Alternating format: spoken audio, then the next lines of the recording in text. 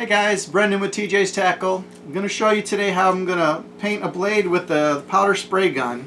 I'm going to do this. I'm going to heat this up with my heat gun. I'm going to spray it on. When you use the spray gun, you spray horizontally. You can't spray down like this. So you want to spray that horizontally. I've got a box here to catch the paint. If you want to do each color in a different box, you can collect that paint and pour it back in the jar. For this demo, I'm just going to be using one. So I'm going to turn my heat gun on. I got it on high. It's going to get a little bit loud here. I'm going to try to talk over it. So this is going to heat up for about 8 to 10 seconds.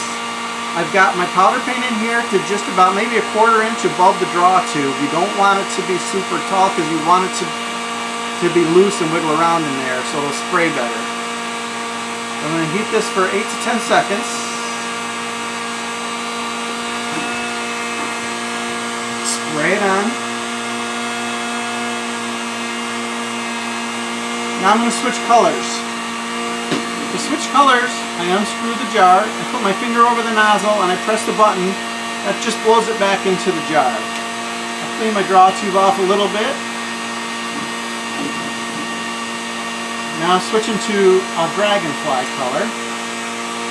Once it's changed, now I'm going to shake that up to make sure it's good and loose and that sprays.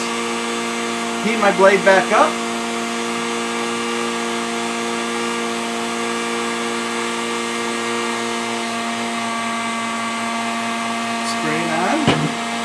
Now I'm going to put this in the water to cool it.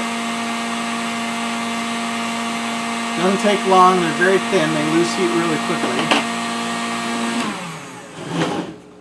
I'm going to show you now where you see where I crossed the colors over in the middle. It turned and blended and made the purple. Now I will cure this in my oven and bake it on, and that finish will never come off. Thank you.